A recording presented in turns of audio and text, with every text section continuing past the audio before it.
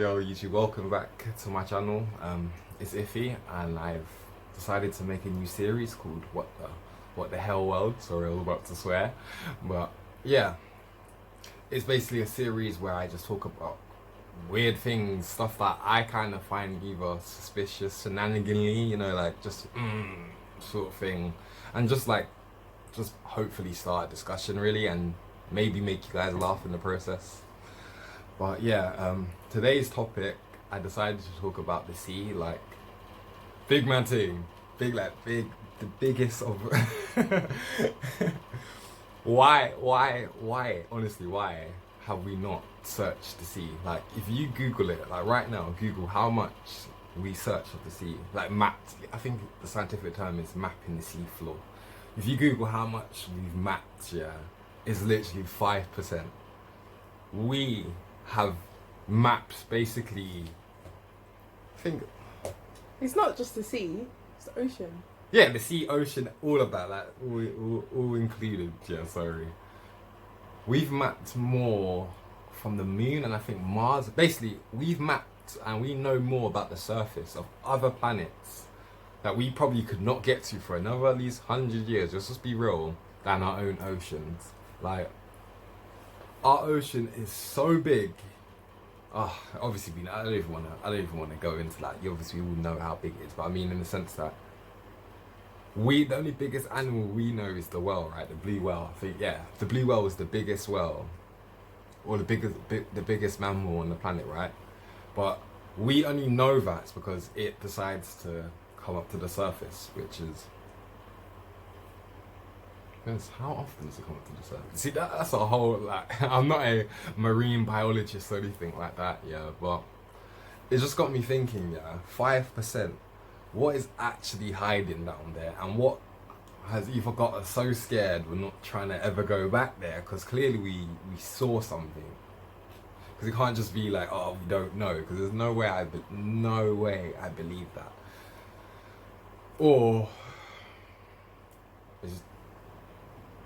I guess it's the lack of interest, really, because I do know, I think it's called NOAA, the equivalent to NASA for the sea, something like that. I would have to check and add it in edit, but NOAA I think gets like £6 million annually. So that's the annual budget. So £6 million, I think they get that annually, as I said, sorry. And yeah, well, obviously that's not a lot of money compared to NASA, because I think NASA's in the tens of millions or even hundreds. I'll have to once again look at these notes, but I was obviously diving deeper into the discussion, or not even the discussion, into the research of why we haven't looked in to the sea, rather, and I found out that it wouldn't even cost. NASA's is in the billions and trillions. Okay, so I was wrong. Yeah, so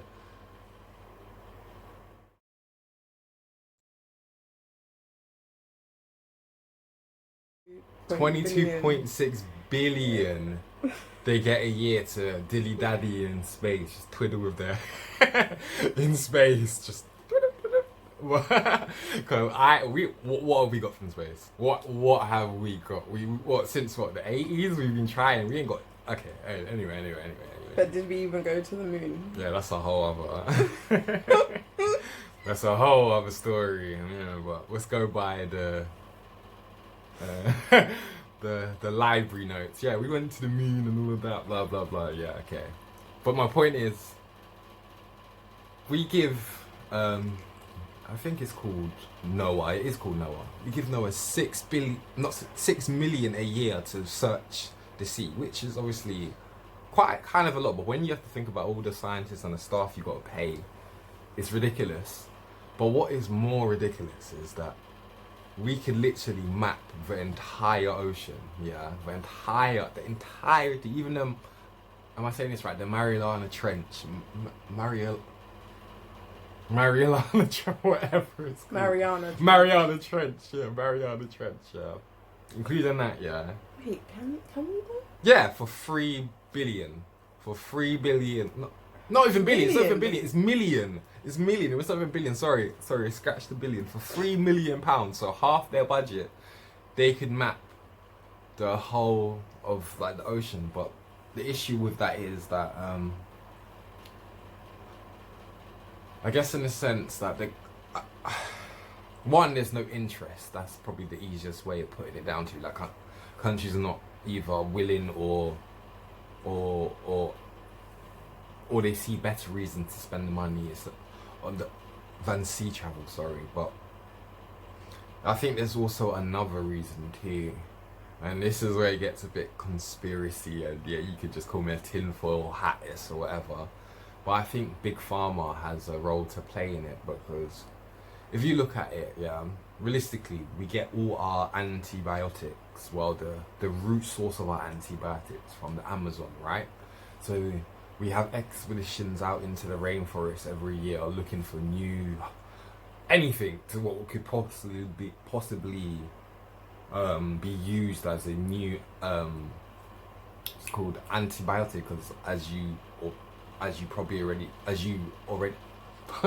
as everyone probably already knows, we're kind of getting to the end of the road. We're becoming immune for one, and antibiotics are not working anymore. So because we're becoming immune, or rather the viruses and because I don't think we're becoming immune. I think it's the diseases and the viruses are becoming immune, because we're getting super bugs and everything. So obviously they spend hundreds of millions on sending scientists out into the rainforest for like half a year, finding like moths under. I think the last time I heard about it is they found some moths on a sloth, what they think has healing properties for cancer. But I'll have to look into that. Sorry, but I think I'm waffling. But my point is about Big Pharma is that I think that they have obviously they have a huge vested interest in keeping it the way it is, in a sense. And I feel if it was a thing where we are now actually looking into the sea for new biotics, or painkillers or whatever, really, and we started finding something like that, I think it would directly challenge their already like established business models, innit? Like going into the rainforest, like, because big one thing, medicine is a huge business, a huge business. So more I look at it, it doesn't make sense that we're still cutting down our finite resources known as our rainforest, because we do have lots of rainforests around the world, yeah, but there are certain rainforests like the Amazon, what are like the lungs of the world. There are some also in Europe, but I know Amazon for sure is like basically where the air of the world all meets up and refreshes. But we're going in there ripping up plants and killing endangered or species we haven't discovered in the search of finding something we may or may not find, where we could honestly start looking in places we've never looked. It's almost like maybe they do know something, like something is down there and they're just trying to keep it wrapped up, in a sense. Like, but then again, it wouldn't just include Big Pharma either. It's a huge, because more I look into it, I can't rationalize why we wouldn't invest heavily in researching in plants what survive in like for example, you know, in the sea there's things called these things called brine pools, right, where pretty much it's water, because obviously there must still be water in the brine pool, but it's really dense water to the point that it's got 4 times the amount of salt and like all sorts of minerals, from nitrates to mercury, to a lot, because obviously there's a lot of volcanic vents in it, and it's basically 4 times like more concentrated in salt, to the point that things can almost like bounce on top of like the pool of water. So you're underwater and you will come across a lake that is heavier than water, so it's sunk beneath the water, and basically any living thing what goes into it doesn't come up. But there are certain bacterias was learnt to live in this environment. You're telling me in those bubbling pits of madness there isn't some sort of new antibody or vaccine we could use? Like, honestly, so many species we haven't discovered. There's so many things how do we not know? We go down underwater and we find a fish what's basically like a nuclear generator. How do we know? We don't know. We just think things are just what we think, and I guess biology is based on what we know. But how do we know we're not? Like more I think about it, it's just like it doesn't make sense to me, because there's even been, like, for example, what's it called, the beep of I think it's 1997.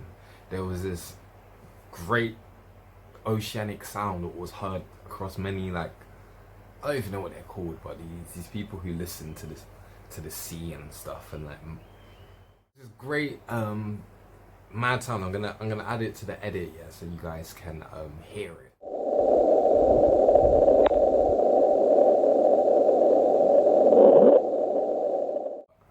When you hear this sound, tell me that doesn't sound like something is going on. It didn't. There was theories that it sounded like a whale, or it could be the fact that ice is melting in the Antarctica. But wouldn't we hear that sound before if it was something like that? And if it was something so mundane, why till to this day we haven't heard that sound again? And I guess in positive, sorry, I'm looking at my phone. In positive news, more marine species have been discovered in the past decade than ever before, with an average of 2,000 discoveries per year.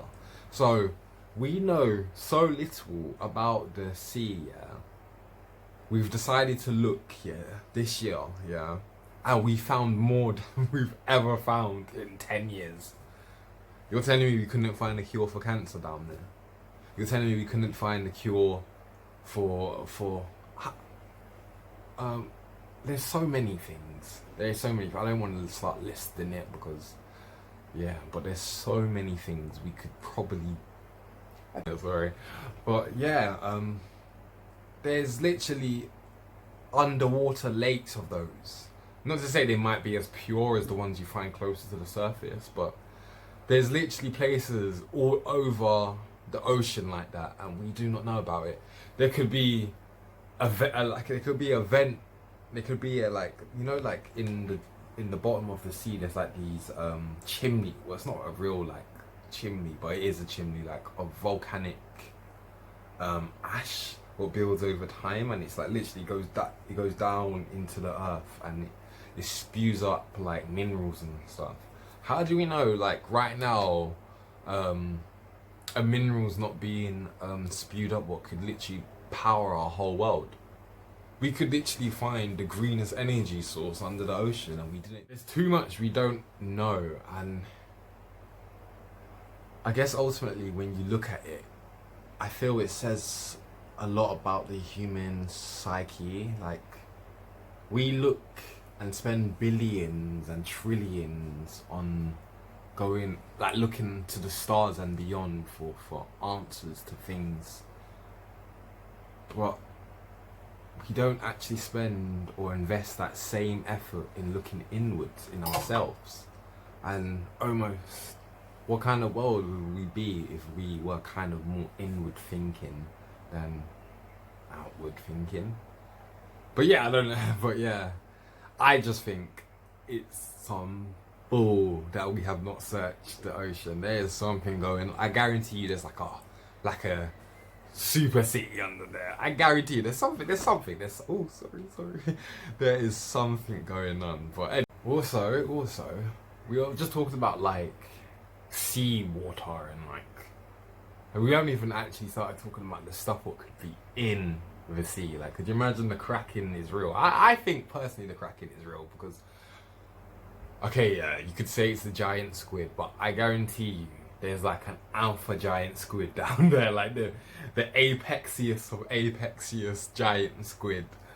Because there's too much mythology about the sea. Like there's so many things of like monsters and mermaids. By the way, mermaids are evil. There's nothing no one can tell me to say that, oh no, they're cute. That's just Disney brainwashing you guys. Anyway, it's going off on one. But I think there's like some crazy stuff in the water was actually like keeping us out. Like maybe we went down in like, I don't know, maybe like the early era, like before World War One and Two, but the early years of the century. Maybe we decided to go down there, and we saw something, and then we went, nah, let's just focus on other things because it doesn't make sense to me. Because if we're still on 5%, yeah, 5% of the ocean floor mat, and we discovered 2,000 new species, and it's still on 5%. There's no way you can't tell me there's no hidden city or something down there. And also, we're only talking about sea waters here, right? Like salty waters. Do you know there's an ocean under basically it's mostly Sahara they've discovered it in, but I think it's probably further down too. But under the Sahara Desert, there's basically a gigantic ocean of fresh water. So much water. Africa, if they were to like pump it out, yeah, there would be enough water for every country to never worry about water ever again. And they could also export it. Could you imagine what sort of stuff is down there too? And yeah, like, sorry, one sec. You know, people who are born with like disabilities that make them incapable to like walk and stuff like that. They're basically wheelchair bound, or like they have something wrong with their legs, especially in old people that have problems with their hips and stuff like that. Like when they go to certain places in the Caribbean and they swim, as long as they go there every 6 months, it actually like can cure you. Like there's like the minerals and stuff. There's pools and certain spaces where if you go in it, like especially like the water that accumulates on like mountains and volcanoes, if you swim in it, it actually like can heal you. But it's like a phenomenon where no one doesn't really understand it, check, or like, because it helps for certain people, like they do it every year just to go back. I believe it, because I honestly believe it. The pools, so because the ocean's so rich in like sodium and iodide and like just minerals in general, in certain places like there's a high accumulation, so when you swim in it, it can even help with like diseases and stuff as well. I'm reading it right, what, because it's rich in other mineral salts such as sodium and iodine, ocean water can be considered an anesthetic, meaning it may have wound healing properties. Sorry, I'm just reading. I believe there's a megalodon down there, yeah? Megalodon? I think there's several megalodons. Look how big the sea is. Look how big the sea is. Have you guys actually ever like swum in the sea? I'm not talking about paddling your feet or maybe going up to your chest area. No. I'm talking about, have you gone to the horizon? Have you? No, and I don't plan to. I went to the horizon when I went to Cuba, yeah? Like, and Cuba's an interesting island in particular because it has like a natural barrier reef what protects basically the island from the predators what are out literally on the other side of this barrier. Sharks, you name it, they're there, barracudas, they're there, everything, yeah? So we went out so far, I think it took at least 15 minutes to actually, because we're on these little the little pedal boats. So we were just pedaling. Then we're like, rah, we look back at the beach and like, you can't see no one. It's just like dots, and then the heat wave effect. And we're like, rah, we're far. and then we go doom against something. I'm like, what the hell? Like doom, and then I look, and then you see like a coral reef. Like obviously it's underwater, but it's just below the water surface, so you can see the coral reef, and you can see like all the turquoise green water of Cuba. Yeah. So I get off the paddle boat and stand on the coral reef, and it's pretty big. So I walk out, but then as I walk further out, yeah, I get like this sinking feeling. Cause I notice a difference in the water. The water over there is a different colour to the water over there. So I get closer, and now, like, see when you get into an edge, your body just starts like rumbling, and your heart is pounding and everything. It was like, oh my gosh, I don't know, I don't know, but it was almost like my body knew there was something. I don't know why, but I got closer to the edge now, and then I look back before I go any further, and I can see the bottom. Like we're deep, but I can see the bottom of the water under where I came from. Yeah, but I look in front of me now. I look down. I couldn't see a thing. Like literally, like anything. Something could be like underneath. I would not be. It was the bluest blue, and it looked cold, and it looked like it just looked menacing. You know when you know you're in danger. So like, you're being silly. You're being silly. I was like, let me put my foot in. That's what I was gonna do, but then something told me to stop and just look. So I did. I was like, let me just look. Let me just look. Fin. A shark. Just do it. I was like, no. I was gone. We turned around. We started paddling back.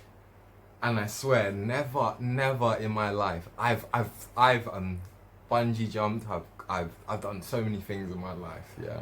But never in my life have I felt so small when I actually truly met the sea. Tiny, I felt. That's how I know there's megalodons and stuff in that motherfucker. Because if you've seen what I've seen, if you've seen what I've seen. Anyway, I hope you guys enjoyed this video. I'm just trying to be more chilled. I like mix it like serious and fun, because I'm not just trying to be that like serious guy all the time. Well, yeah, man. Hope you guys have a brilliant week, and please stay tuned, subscribe, share, and pass this video on if you like it. And follow me on Twitch, because I am streaming like literally every day on Twitch. It's just iffy. And if you want the proper, this is just me being silly. And yeah, I hope you guys like my hair. I'm just trying to protect it. So don't judge me, but you can roast me if you like. Yeah, I hope you guys have a good week, and stay tuned because more to come. And